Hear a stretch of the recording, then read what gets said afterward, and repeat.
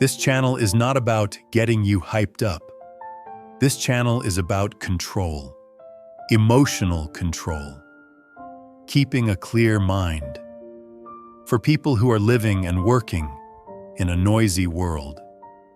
Do you know what makes a toxic environment in the American workplace so dangerous? It's not because it's loud, it's because it looks very normal. A short Slack message. Need this ASAP. An email that CCS a few extra people just in case. A sentence in a Zoom call that starts with, "Let's be honest," and ends with a remark that leaves you silent. Toxicity rarely breaks you in one day. It wears you down little by little through your own reactions. And the most uncomfortable part is, you're still working. You're still completing tasks, still attending meetings, still giving a light smile on camera.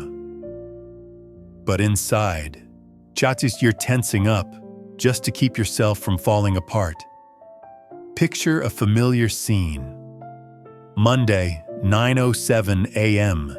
You've just sat down and haven't even had a sip of coffee yet. Your calendar is already packed.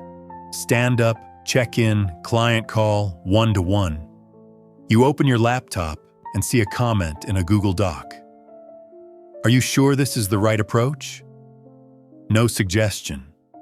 No alternative direction. Just a question.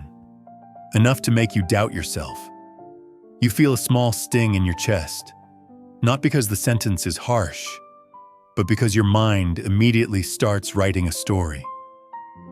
Am I not good enough? Are they judging me?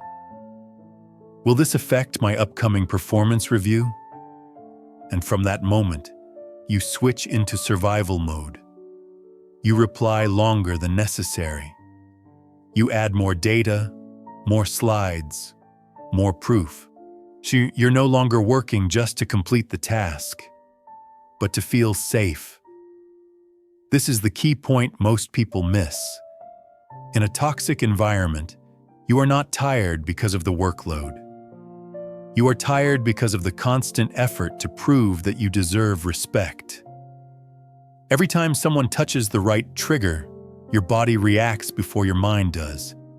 Tight shoulders, clenched jaw, shallow breathing.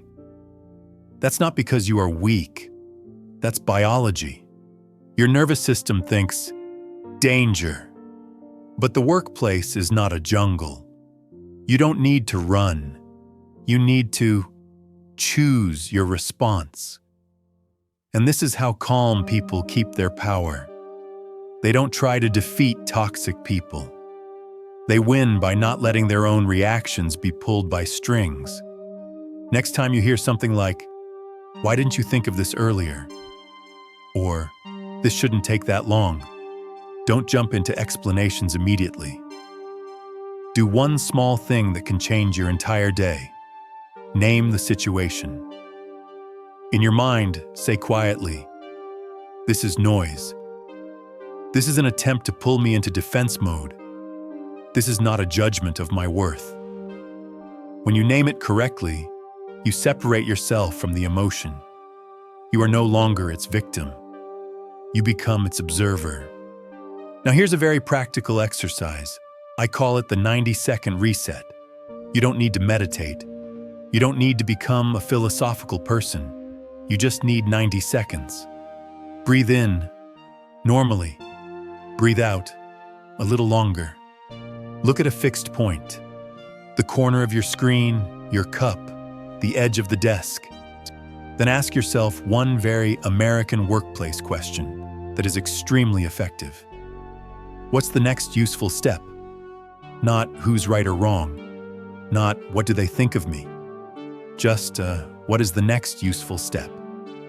The answer might be, I need clearer criteria. It might be, I need a timeline and an owner, or simply, I need 10 minutes to review this. And you'll notice something interesting. When you slow down, others slow down too. When you don't panic, the room has no reason to panic with you. Here's another idea that works very well in the US environment. Put emotions into a process, not to express them, but to manage them. For example, instead of replying on Slack while you're heated, use a professional buffer sentence. Got it. Let me look into it and get back to you by 2 p.m. That sentence does 3 things at once. It gives you time, it sets clear expectations, and it keeps your tone steady. Or if someone tends to throw sarcastic remarks in meetings, you don't need to counterattack. Use the clarify plus document technique. Very American, very clean. Ask slowly and gently.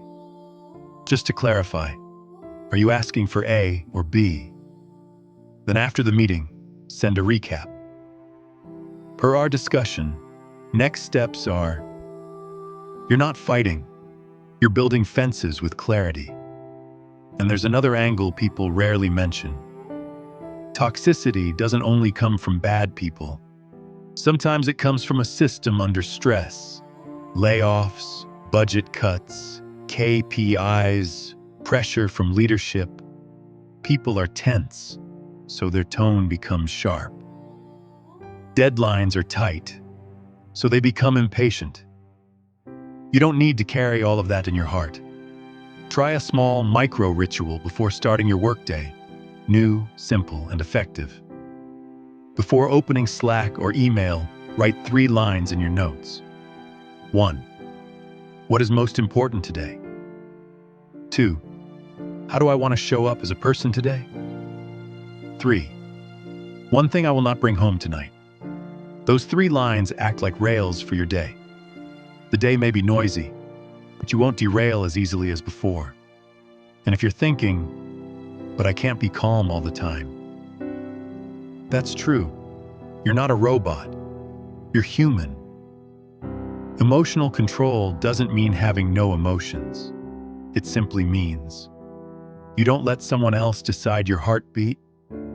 You don't let a careless or intentional remark drive your entire evening.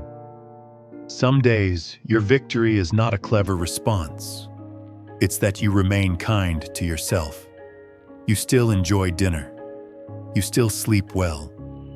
You still smile at the people you love. Because in the end, work is only part of life.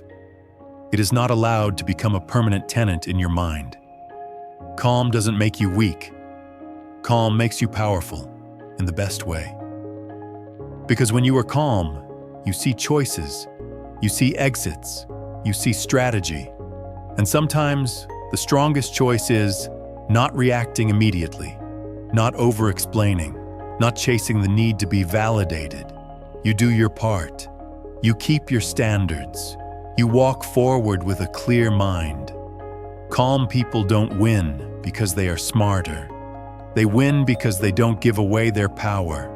If you are learning how to stay calm in a noisy world, this video is for you.